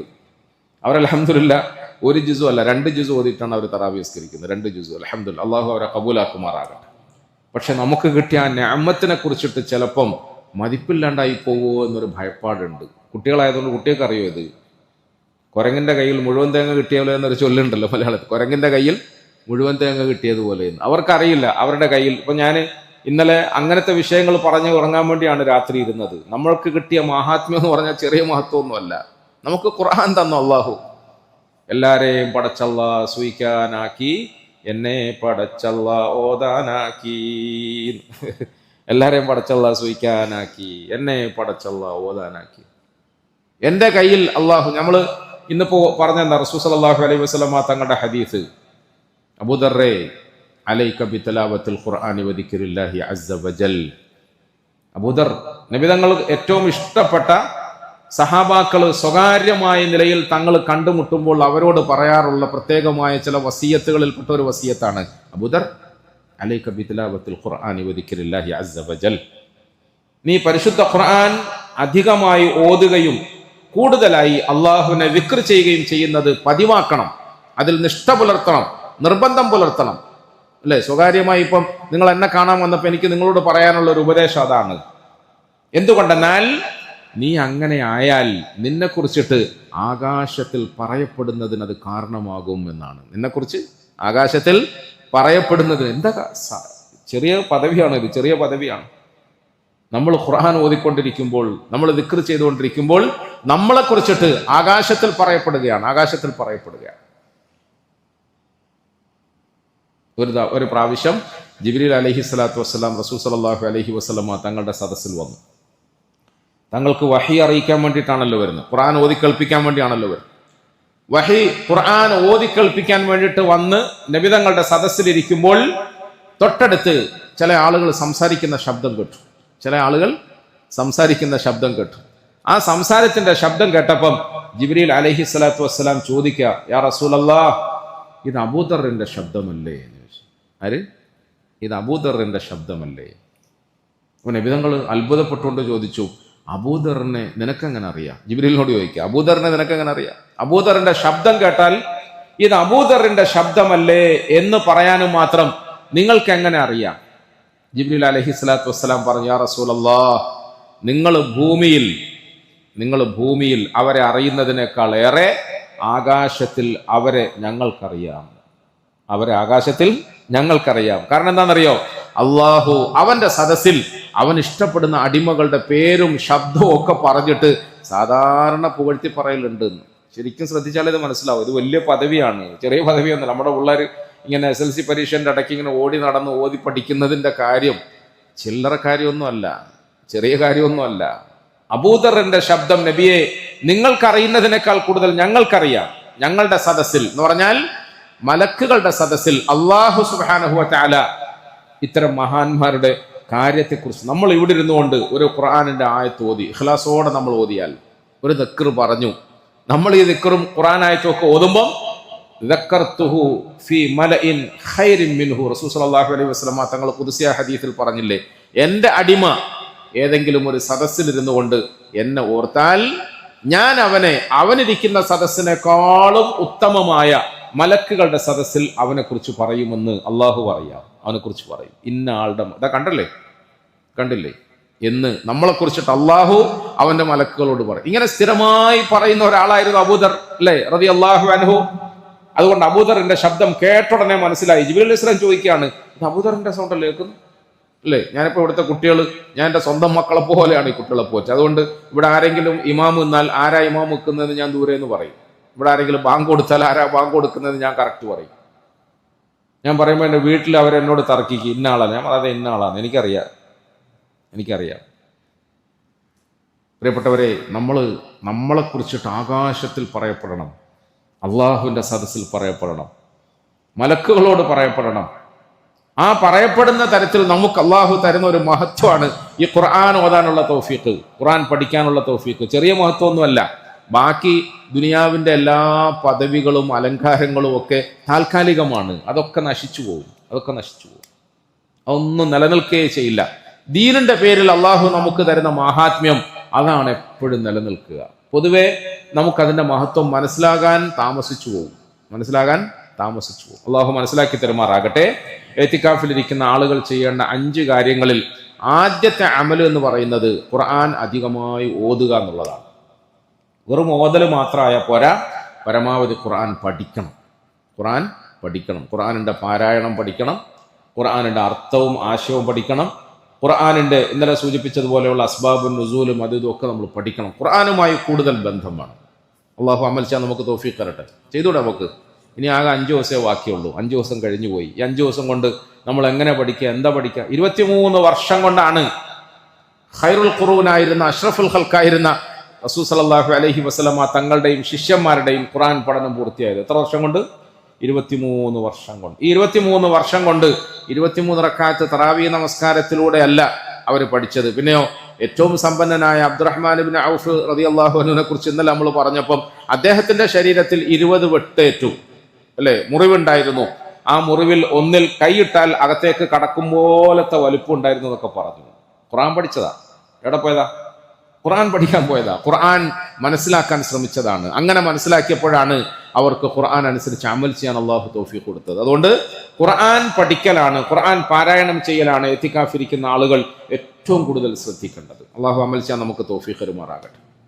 രണ്ടാമത്തെ സംഗതി എന്ന് പറയുന്നത് മുഹാസബ ചെയ്യുക എന്നുള്ളതാണ്. മുഹാസബ ചെയ്യുക, മുഹാസബ ശ്രദ്ധിച്ചു കേൾക്കണം കേട്ടോ, ശ്രദ്ധിച്ചു കേൾക്കണം. മുഹാസബ എന്ന് പറഞ്ഞാൽ എന്താ?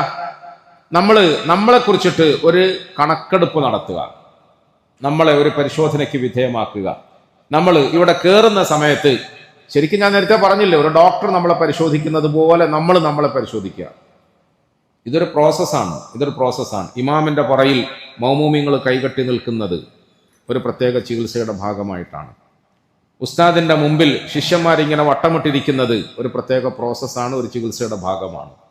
ഷെയ്ഖിന്റെ മുമ്പിൽ മുരീദന്മാരിയ്ക്കുന്നത്, പ്രിയപ്പെട്ടവരെ, ഇതൊക്കെ അള്ളാഹു നമുക്ക് നിയമമാക്കിയ ചില ചിട്ടവട്ടങ്ങളാണ്. നമ്മളിലുള്ള കുറവുകൾ തിരിച്ചറിയാൻ, നമ്മൾ എവിടെയാണ്, നമ്മൾ എങ്ങോട്ടാണ് എന്ന് കൃത്യമായ നിലയിൽ ബോധ്യപ്പെടാൻ വേണ്ടി ഒരു മുഹാസബ ചെയ്യണം. മുഹാസബയാണ് എത്തിക്കാഫിൽ നമ്മൾ അനുഷ്ഠിക്കേണ്ട പ്രധാനപ്പെട്ട രണ്ടാമത്തെ അമൽ. മുഹാസബ ചെയ്യണം.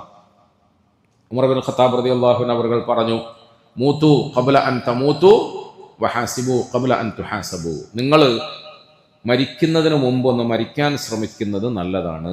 മരിക്കുന്നതിന് മുമ്പ് ഒന്ന് മരിക്കാൻ ശ്രമിക്കുന്നത് നല്ലതാണ്. ഉമർ ഇബ്നുൽ ഖത്താബ് വല്ലാത്ത വ്യക്തിത്വമാണ്. മരിക്കുന്നതിന് മുമ്പ് ഒന്ന് മരിക്കാൻ ശ്രമിക്കുന്നത് നല്ലതാണ്. എന്നാൽ മരിച്ചു കഴിഞ്ഞാൽ പിന്നെ തിരിച്ചു വരാൻ കഴിയില്ലല്ലോ, മരിച്ചാൽ പോയില്ലേ. അതിനു മുമ്പ് ഒന്ന് മരിക്കാൻ ശ്രമിച്ചാൽ, അങ്ങനെ ശീലിച്ചാൽ, ഒരു റിഹേഴ്സൽ എടുത്താൽ നല്ലതാണ്. അതുപോലെ വഹാസിബു ഖബ്ല അൻ തുഹാസബു, നാളെ മഹ്ശറയിൽ കൈയും കാലും മാത്രം സംസാരിക്കുകയും നാവ് പൂട്ടിയിടുകയും ചെയ്തുകൊണ്ട് ഒരക്ഷരം സ്വന്തമായി ഉരിയാടാൻ കഴിയാത്ത തരത്തിൽ നിർത്തിപ്പൊരിക്കുന്ന ഒരു ഹിസാബിന് നിങ്ങൾ വിധേയരാകാൻ സാധ്യതയുണ്ട്. സാധ്യതയല്ല, ഉറപ്പായിട്ടും നിങ്ങൾ വിധേയരാകുന്നു. ആ ഹിസാബിന് മുമ്പായി നിങ്ങൾ സ്വന്തം ഒരു ഹിസാബ് എടുക്കുന്നത് നല്ലതാണ്. ഒരു ഹിസാബ് എടുക്കണം, കണക്കെടുക്കണം, എവിടം വരെ എത്തിയെന്നുള്ളത് നോക്കണം. ഈ മുഹാസബ നടത്താൻ വേണ്ടിയിട്ടാണ് നമ്മൾ എത്തിക്കാഫിലിരിക്കുന്നത്. രണ്ടായി. മൂന്നാമത്തേത് മുറാഖബ എന്നാണ് പറയുന്നത്. മുറാഖബ, മൂന്നാമത്തേത് മുറാഖബയാണ്. ഇപ്പൊ മുറാഖബയിലാണോ? മുറാഖബ എന്ന് പറഞ്ഞാൽ ഞങ്ങളൊക്കെ തമാശയ്ക്ക് പറയാറുള്ളത് കണ്ണും പൂട്ടിയിട്ട് അള്ളാഹുവിനെ ചിന്തിച്ചുകൊണ്ടിരിക്കാന്ന. മുറാഖബയിൽ ഞങ്ങൾ മുത്തലിമീങ്ങളും ആലിമീങ്ങളും ഒക്കെ സ്ഥിരം നടത്തുന്ന ഒരു മുറാഖബയാണ്. മുറാഖബയിൽ ഇപ്പൊ എവിടെയാ ഉള്ളത്? ഇപ്പം സമർഖന്ദിലാണ് ഉള്ളത്. എവിടെയുള്ളത്? സമർഖന്ത്. അവിടുന്ന് ഇങ്ങനെ യാത്ര തുടങ്ങിയിട്ടുണ്ട് എങ്ങോട്ട്? ഇറാഖിലേക്ക്. അങ്ങനെ ഇറാഖിലേക്കും സമർഖന്ദിലേക്കും ഒക്കെ പോകുന്ന ഒരു മുറാഖബ ഞങ്ങൾക്ക് സ്ഥിരം പതിവുണ്ട്. അതുകൊണ്ട് നമ്മൾ നിസ്കാരത്തിൽ നിന്നാലും ഉറങ്ങും. ആ ലയിക്കുകയാണല്ലോ അല്ലെ? മിതി ഷേഖ് റഹ്മത്തുള്ളാഹി അലൈഹി അവர்கள் അഷ്റഫുൽ ഖൽഖ നിസ്കരിച്ച പോലെ ഒറ്റ കഴിയട്ടും, കൈ കെട്ടിയാൽ പിന്നെ എവിടെയാ ഉള്ളത് നമുക്കൊരു പിടുത്തം ഉണ്ടാവില്ല. മുറാഖബയിലാണ്. അങ്ങനെ ഒരു മുറാഖബ ഉണ്ട്. മുറാഖബ എന്ന് പറഞ്ഞാൽ പ്രിയപ്പെട്ടവരെ തദബ്ബുറാണ്. മുറാഖബ എന്ന് പറഞ്ഞാൽ തദബ്ബുറാണ്. നമ്മൾ ഒന്ന് ആലോചിക്കണം. നേരത്തെ പറഞ്ഞില്ലേ, ഇപ്പോൾ ഡോക്ടർമാർ എല്ലാ ദിവസവും റൗണ്ട്സിന് വരും. നമ്മൾ കഴിച്ചുകൊണ്ടിരിക്കുന്ന ചികിത്സിച്ചുകൊണ്ടിരിക്കുന്ന ഷീറ്റ് കൃത്യമായി പരിശോധിക്കും. അതിൻ്റെ കുറവുകളും കുറ്റങ്ങളും നന്മകളും തിന്മകളും ഒക്കെ അവർ പരിശോധിക്കും. ഇടയ്ക്കിടയ്ക്ക് ചിലതൊക്കെ അവർ മാറ്റിയെഴുതും അല്ലേ? ചിലത് മാറ്റിയെഴുതും. ഇത് നമ്മുടെ ശരീരത്തിൽ ആരോഗ്യ പ്രശ്നങ്ങളെ പരിഹരിക്കാൻ വേണ്ടി ആ രംഗത്ത് അറിവുള്ള ആളുകൾ നമുക്ക് നൽകുന്ന ട്രീറ്റ്മെന്റിന്റെ ഭാഗമായതുപോലെ മുറാഖബ ചെയ്യണം. നമ്മൾ ഇങ്ങനെ ഇരുന്ന് ആലോചിക്കണം. നമ്മൾ കണ്ണും പൂട്ടി ഉറങ്ങാനല്ല, കണ്ണും പൂട്ടി ഒരു ഭാഗത്തിരുന്ന് രണ്ട് കാര്യങ്ങളാണ് ഒന്ന്, നമ്മുടെ രക്ഷിതാവിനെ കുറിച്ചിട്ട് ആലോചിക്കും, അള്ളാഹുവിനെ കുറിച്ചിട്ട് ആലോചിക്കും അല്ലേ? അള്ളാഹുവിൻ്റെ ഖുദ്റത്ത്, അവൻ്റെ കരുണ, അവൻ നമുക്ക് തന്ന നിഅമത്ത്, അവൻ തന്നുകൊണ്ടേയിരിക്കുന്ന നിഅമത്ത്. ഓരോ സ്ഥലങ്ങളിലും നമ്മൾ ആ കണ്ണുകൊണ്ട് ചിന്തിക്കാൻ തുടങ്ങിയാൽ പിന്നെ നമുക്ക് ശുക്ർ ചെയ്യുകയല്ലാതെ വേറെ ഒന്നിനും നേരം ഉണ്ടാവില്ല എന്നാണ് പറയുന്നത്. ശുക്ർ ചെയ്യുക അല്ലാതെ വേറെ ഒന്നിനും തദുല്ലു. എല്ലാ സംഗതികളും നമ്മോട് വിളിച്ചു പറയുന്നത് അന്നഹു വാഹിദു അന്നഹു വാഹിദു അന്നഹു വാഹിദു എന്നാണ്. ഓരോ വസ്തുക്കളും നമ്മൾ വിളിച്ചു പറയാം. നമ്മുടെ ശരീരത്തിന് പുറത്തുള്ള അള്ളാഹുവിന്റെ നിഅമത്തുകളെ കുറിച്ച് നമ്മളൊന്ന് ആലോചിച്ചു. ഇതൊക്കെ അള്ളാഹു നമുക്ക് തന്നല്ലേ, ഇതൊക്കെ തന്നവനായ അള്ളാഹുവേ എന്ന് നമ്മൾ ആലോചിച്ചു.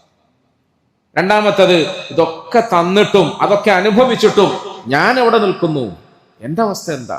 എനിക്ക് കണ്ണ് കിട്ടിയിട്ട് ഞാൻ കണ്ണുകൊണ്ട് കാണാൻ പാടില്ലാത്ത പലതും കണ്ടുപോയില്ലേ അല്ലേ?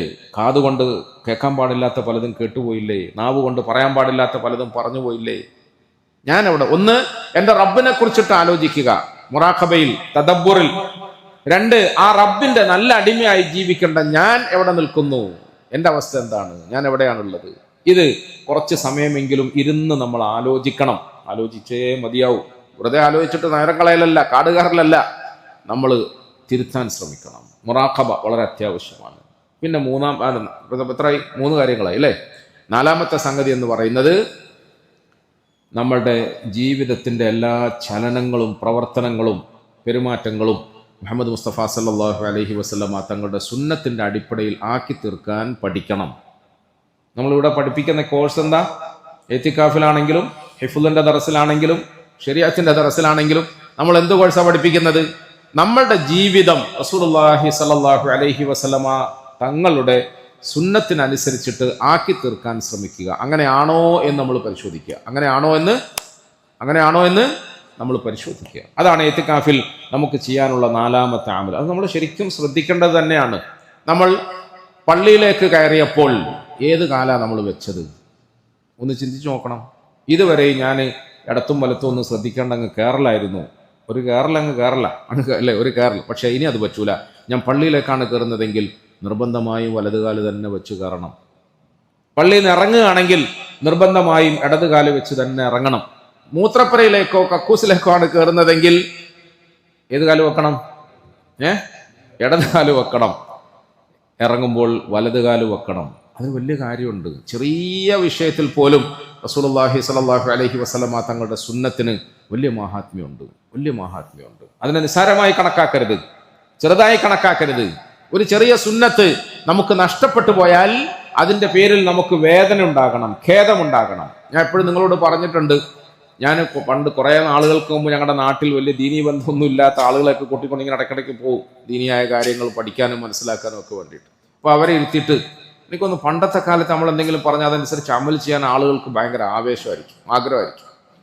അപ്പോൾ ഇതുപോലെ ഓരോ ദിവസം ഞാൻ പറയാം, നമുക്ക് ഇന്നത്തെ ദിവസം 2 സുന്നത്ത് പഠിക്കാം, അല്ലെങ്കിൽ 3 സുന്നത്ത് പഠിക്കാം, അങ്ങനെ 2ഓ 3ഓ സുന്നത്തുകൾ പഠിക്കാം. അതനുസരിച്ച് അമൽ ചെയ്ത് അതനുസരിച്ച് അമൽ ചെയ്തതിന് ശേഷം നമുക്ക് അടുത്തത് പഠിക്കാം. വന്ന് പള്ളിയിലേക്ക് കയറുമ്പം വലത് കാല് വെച്ച് കയറണം. കയറുമ്പം അല്ലാഹുമ്മ ഫ്തഹ്ലി അബ്വാബ റഹ്മതിക എന്ന് ദുആ ചെയ്യണം. അല്ലാഹുമ്മ ഫ്തഹ്ലി അബ്വാബ റഹ്മതിക എന്ന് ദുആ ചെയ്യണം എന്ന് പഠിച്ചു. പള്ളിയിൽ നിന്ന് ഇറങ്ങുമ്പം ഇടത് കാല് വെച്ച് ഇറങ്ങണം. അപ്പം ഞാനിങ്ങനെ തൈലീമും കാര്യങ്ങളൊക്കെ കഴിഞ്ഞിട്ട് എല്ലാവരും റെസ്റ്റ് വിട്ടിട്ട് കുറച്ച് സമയം ഇങ്ങനെ ഉറങ്ങാൻ വേണ്ടി കിടന്നപ്പോൾ പള്ളീൻ്റെ ഡോറിൻ്റെ അടുത്ത് നിന്ന് ഒരു ഒച്ചത്തിൽ വിളി കേൾക്കും. ഞാൻ ചാടി എഴുന്നേറ്റു. അപ്പം ഞാൻ നോക്കുമ്പോൾ ഒരാൾ ഇങ്ങനെ നിൽക്കുന്നുണ്ട്. ഇങ്ങനെ നിൽക്കുകയാണ്. ഏത് കാല വെക്കേണ്ടതെന്ന് അയാൾ മറന്നുപോയി. കയറുമ്പം ഏത് ദ്വാ പറയേണ്ടതെന്ന് അത്രയും നേരം പഠിച്ചിട്ട് കയറാൻ പോയപ്പോൾ ആ ദ്വാ മറന്നുപോയി. ഞാൻ ഉറക്കത്തിൽ നിന്ന് ചാടി എഴുന്നേറ്റ് അവിടെ ചെന്നപ്പോൾ ഇയാൾ പറയും അസ്സലാമു അലൈക്കും യാ മസ്ജിദ് എന്ന് പറഞ്ഞ ആളൊക്കെ കയറി കഴിഞ്ഞു. ഞാൻ എന്താ പറ്റിയ, എത്രയാ ഞാൻ വിളിക്കുന്നത്, എത്ര വിളിച്ചിട്ട് നിങ്ങൾ കേൾക്കാഞ്ഞത്, കയറുമ്പോൾ ഈ പറയേണ്ടത് എന്താണെന്ന് മറന്നുപോയി.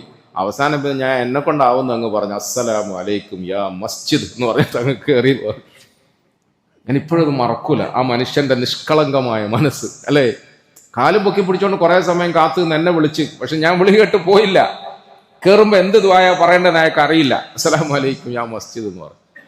പ്രിയപ്പെട്ടവരെ, റസൂലുള്ളാഹി സ്വല്ലല്ലാഹു അലൈഹി വസല്ലമ തങ്ങളുടെ സുന്നത്ത് അത് ചെറിയ ചെറിയ കാര്യങ്ങളിലാണെങ്കിലും നമ്മൾ നിഷ്ഠയോടുകൂടി പഠിച്ച് പ്രവർത്തിക്കണം, അമൽ ചെയ്യണം. ഇത്തികാഫ് ഇരിക്കുമ്പം ഓരോ ദിവസവും 10 സുന്നത്ത് വീതം പഠിക്കണം. ആഹാരത്തിൻ്റെ കാര്യത്തിൽ, ഉറങ്ങുന്ന കാര്യത്തിൽ, ദിനചര്യകൾ പൂർത്തീകരിക്കുന്ന വിഷയത്തിൽ, അതുപോലെ നമ്മുടെ കുടുംബ കാര്യത്തിൽ, അതിലെല്ലാം സുന്നത്തുകളുണ്ടല്ലോ. ഈ സുന്നത്തുകൾ പഠിക്കണം. അതിനനുസരിച്ചിട്ട് അങ്ങനെ ഒരു ഒത്തുനോക്കലാണ് ഇത്തികാഫിന്റെ പ്രധാനപ്പെട്ട ലക്ഷ്യങ്ങളിൽ 4ാമത്തേത്. എന്താ ഒത്തുനോക്കൽ? എൻ്റെ ജീവിതവും അള്ളാഹിന്റെ റസൂലിന്റെ ജീവിതവും തമ്മിൽ അല്ലേ. ബിശ്റുൽ ഹാഫി റഹിമഹുല്ലാ അവറുകൾ ഒരു ദിവസം വീട്ടിലിരിക്കുകയാണ്. വീട്ടിലിരിക്കുമ്പോൾ സാധാരണഗതിയിൽ എന്താ ചെയ്യേണ്ടത്? വലിയ ഉസ്താദല്ലേ, വലിയ മഹാനല്ലേ, വലിയ പണ്ഡിതനല്ലേ. വീട്ടിലിരിക്കുമ്പോൾ എന്താ പണിയെടുക്കേണ്ടത്? കിതാബ് നോക്കണം അല്ലേ, കിതാബ് നോക്കണം, അല്ലെങ്കിൽ നിസ്കരിക്കണം.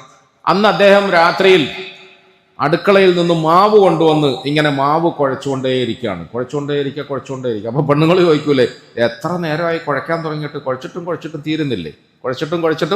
തീരുന്നില്ലേ. ആദ്യത്തെ ദിവസം കുറേ കുഴച്ച് പ്രാക്ടീസ് ചെയ്ത് അന്ന് മതിയാക്കി. 2ാമത്തെ ദിവസവും ഇതുപോലെ വീണ്ടും കുഴച്ചു ഒരേ കുഴക്കൽ. ഇത് എവിടുന്ന് ബാധ കൂടിയത്? പെണ്ണുങ്ങൾ ചോദിക്കരുത്, എവിടുന്ന ബാധ കൂടിയത്? കുഴക്കൽ ബാധ. മാവ് കുഴക്കൽ ബാധ. ഓ, നമ്മളെപ്പോലുള്ള പെണ്ണുങ്ങൾ ഇത്രയും കാലം കുഴച്ചതിന് സഹായിക്കാത്തതിന് പടച്ചോൻ തന്ന ശിക്ഷ. കുഴച്ചോളി അല്ലേ. 2 ദിവസം കുഴച്ചു, 3 ദിവസം കുഴച്ചു.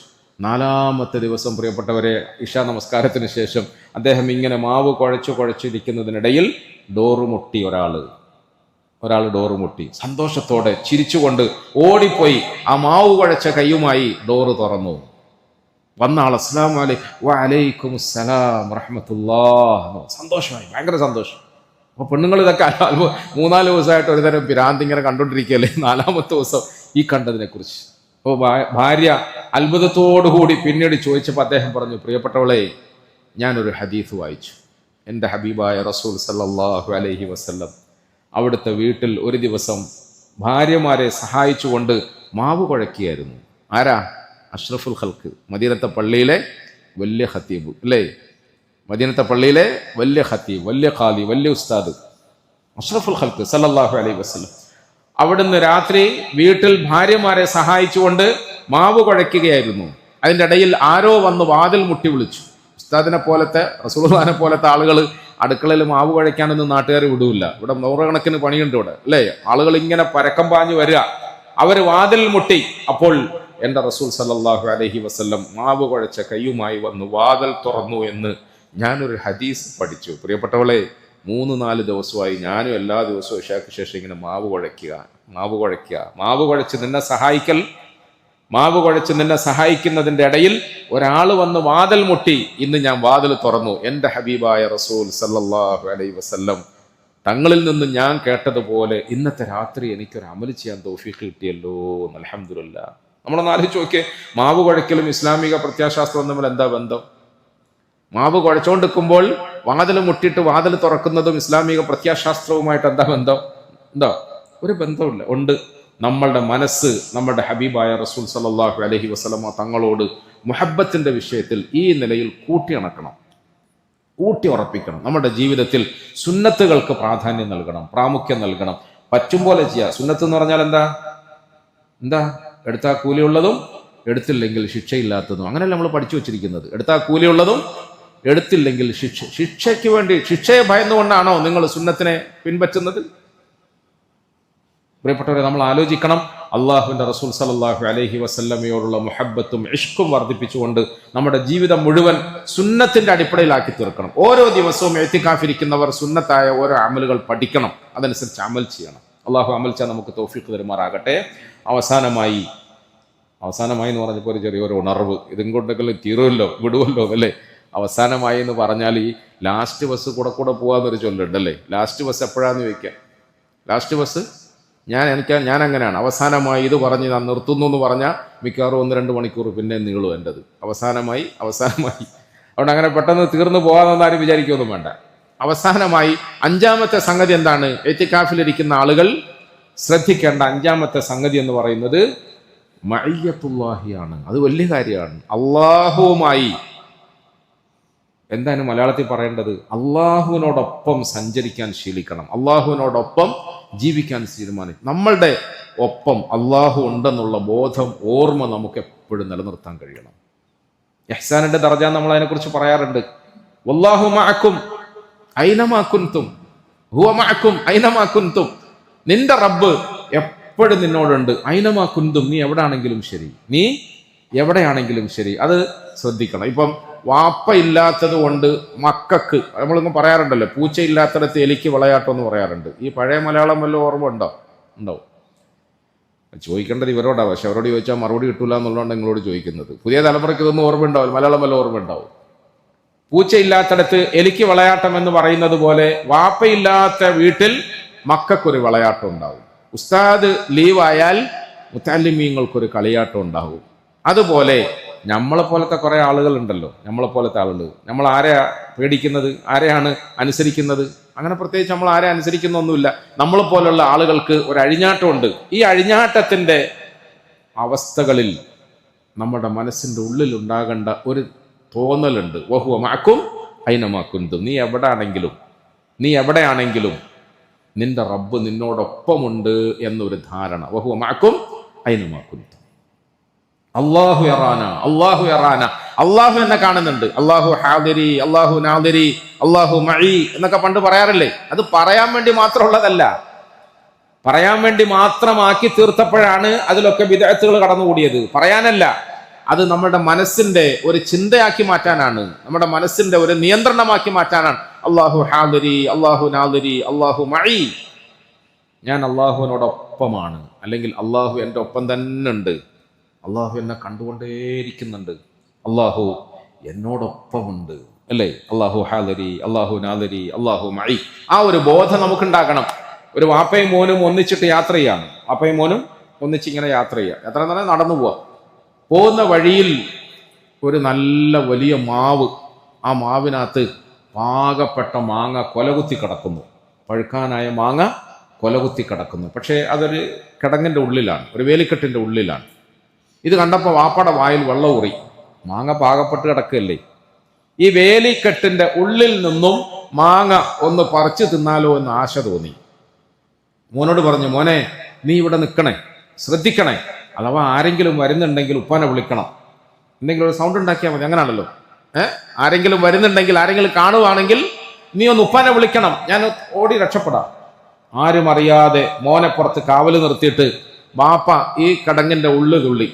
എന്നിട്ട് നല്ല മാങ്ങാക്കൊല ഇങ്ങനെ പറിക്കാൻ കൈ ഇങ്ങനെ മുട്ടാൻ പോകുമ്പോഴത്തേക്ക് അഹദുൻ യറാന വാപ്പാന്ന് വിളിച്ച്, അഹദുൻ യറാന, അതാ ഒരാൾ നോക്കുന്ന.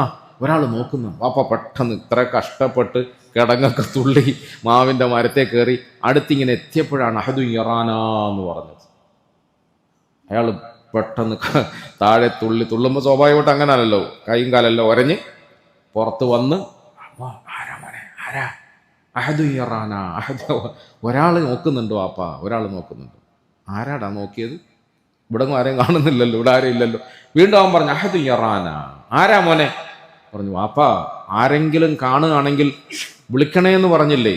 ഞാനിങ്ങനെ ചിന്തിച്ചു, അഹദു യറാന, അള്ളാഹു ഒരുവൻ അല്ലേ, അവൻ എന്നെയും വാപ്പയും കാണുന്നില്ലേ? ആ ചിന്ത എനിക്ക് വന്നപ്പോൾ അറിയാതെ ഞാൻ വിളിച്ചു പോയതാണ്, അഹദു യറാന, അഹദു യറാന, അല്ലേ? അഹദു യറാന, അള്ളാഹു കാണുന്നുണ്ടല്ലോ വാപ്പ, അള്ളാഹു കാണുന്നു. പ്രിയപ്പെട്ടവരെ, ഈ ഒരു ബോധത്തോടു കൂടി അള്ളാഹുവിനോടൊപ്പം സഞ്ചരിക്കാൻ ശീലിക്കുന്ന വളരെ സാഹസികമായ ഒരു പരിശീലനത്തിന്റെ ഗോതയാണ് എത്തിക്കാഫ് എന്ന് വിളിക്കുന്നത്. പരിശുദ്ധ ഖുർആൻ അധികമായി ഓതണം, ഖുർആൻ പഠിക്കണം, ഖുർആനിലൂടെ ജീവിക്കാൻ ശ്രമിക്കണം, ഖുർആനിലൂടെ ജീവിക്കാൻ ശീലിക്കണം. നമ്മുടെ സ്വന്തം മുഹാസബ നമ്മൾ ചെയ്യണം, കണക്കെടുപ്പ് നടത്തണം. കണക്കെടുപ്പ് നടത്തണ്ടേ? കണക്കെടുപ്പ് നടത്താനാണ് ഇത്തിക്കാഫിൽ ഇരിക്കുന്നത്. ബ്രേക്കിന് കയറ്റുന്ന എന്തിനാ വണ്ടി? ബ്രേക്കിന് കയറ്റുന്നത് എന്തിനാ? അതുപോലെ ബ്രേക്കിന് കയറ്റിയതാണ് നമ്മുടെ വണ്ടി. എല്ലാ കുറ്റവും കുറവുകളും കണ്ടെത്തണം, കണ്ടെത്തിയാലാണ് അത് ശരിയാക്കാൻ പറ്റുകയുള്ളൂ. മുറാഖബ ചെയ്യണം. മുറാഖബ എന്ന് പറഞ്ഞാൽ തദബ്ബുറാണ്, അത് നിർബന്ധമായും നമ്മൾ ശീലിക്കണം. റസൂലുള്ളാഹി സ്വല്ലല്ലാഹു അലൈഹി വസല്ലമ തങ്ങളുടെ സുന്നത്തുകളെ നമ്മുടെ ജീവിതത്തിൽ പരമാവധി പഠിച്ച് പരിശീലിക്കാൻ, പ്രാവർത്തികമാക്കാൻ നമ്മൾ നിർബന്ധ ബുദ്ധിയോടുകൂടി ശ്രമിക്കണം. അവസാനമായി അള്ളാഹുവിനോടൊപ്പം ജീവിക്കാൻ നമുക്ക് സാധിക്കണം. അങ്ങനെ ഒരു പ്രത്യേക പരിശീലനത്തിന് വേണ്ടിയിട്ട് എത്തിക്കാഫിന്റെ നാളുകളെയും അമലുകളെയും നമ്മൾ വിനിയോഗിച്ചാൽ ഇൻഷാ അല്ലാഹ് നമ്മൾ ഉയർന്ന പ്രതിഫലത്തിന് അർഹര. അള്ളാഹു അതിനെ നമുക്ക് തൗഫീഖ് തരുമാറാകട്ടെ. നമ്മൾ പിന്നെ കഴുകി വൃത്തിയാക്കിയ പുതിയ ജീവിതത്തിന്റെ ഉടമകളായി നമ്മളെ കൊണ്ട് നമുക്കും നമ്മുടെ കുടുംബത്തിനും നാട്ടുകാർക്കും ലോകത്തിനും ഹിദായത്ത് കിട്ടും. വലിതുകബ്ബിറുല്ലാഹ അലാ മാ ഹദാക്കും, വലിതുകബ്ബിറുല്ലാഹ അലാ മാ ഹദാക്കും. നിങ്ങൾക്ക് ഹിദായത്ത് കിട്ടിയതിന്റെ പേരിൽ നിങ്ങൾ അള്ളാഹുവിനെ സന്തോഷത്തോടുകൂടി തക്ബീർ കൊണ്ട് ഓർക്കുന്നു. അതാണ് റമദാനിന് ശേഷം നിങ്ങൾക്ക് കിട്ടാൻ പോകുന്ന സർട്ടിഫിക്കറ്റ് എന്ന് ഖുർആൻ പറയും. അള്ളാഹു അക്കൂട്ടത്തിൽ നമ്മളെ പെടുത്തി തരുമാറാകട്ടെ. അതുകൊണ്ട് ഇൻഷാ അല്ലാഹ് ഇനിയുള്ള സമയം വളരെ വിലപ്പെട്ടതാണ്. ഇനി ചിരിയും കളിയും സംസാരവും ഒന്നും പറ്റൂല. അധികം വർത്താനം വേണ്ട, ഫോണ് വേണ്ട, അല്ലേ? മറ്റു കാര്യങ്ങളിലൊന്നും ഇടപെടേണ്ട. ഈ പറയുന്ന നിലയിൽ എന്തെങ്കിലുമൊക്കെ കാര്യങ്ങൾ, അഞ്ചാലൊരു കാര്യത്തിലായി നമ്മുടെ സമയത്തെ വിനിയോഗിക്കാൻ വേണ്ടിയിട്ട് നമ്മൾ പ്രത്യേകം ശ്രമിക്കണം. അള്ളാഹു സുബ്ഹാനഹു വ തആല കൂടുതൽ അമൽ ചെയ്യാനുള്ള സൗഭാഗ്യം നമുക്ക് നൽകി അനുഗ്രഹിക്കുമാറാകട്ടെ. നമ്മുടെ പോരായ്മകളെയും കുറവുകളെയും ഒക്കെ അള്ളാഹു നമുക്ക് മാപ്പാക്കി തരുമാറാകട്ടെ. നമുക്ക് അള്ളാഹു തആല തർബിയത്ത് നൽകി അനുഗ്രഹിക്കുമാറാകട്ടെ, തസ്കിയത്ത് നൽകി അനുഗ്രഹിക്കുമാറാകട്ടെ. നമ്മുടെ തർബിയത്തിന്റെ തസ്കിയത്തിന്റെ ഉത്തരവാദിത്തം നമ്മുടെ രക്ഷിതാവ് തന്നെ ഏറ്റെടുക്കുമാറാകട്ടെ. അള്ളാഹു തആല ഹിദായത്ത് കൊണ്ട് നമ്മളെ സന്തോഷിപ്പിക്കുമാറാകട്ടെ. അവസാനം നമ്മളെല്ലാവരെയും ഇതുപോലെ ജന്നാത്തുൽ ഫിർദൗസിലും ഒരുമിച്ച് കൂട്ടി സന്തോഷിപ്പിക്കുമാറാകട്ടെ. വആഖിറു ദഅവാന അനിൽ ഹംദുലില്ലാഹി റബ്ബിൽ ആലമീൻ. സുബ്ഹാനല്ലാഹി ബിഹംദിഹി സുബ്ഹാനകല്ലാഹുമ്മ ബിഹംദിക അഷ്ഹദു അൻ ലാ ഇലാഹ ഇല്ലാ അൻത അസ്തഗ്ഫിറുക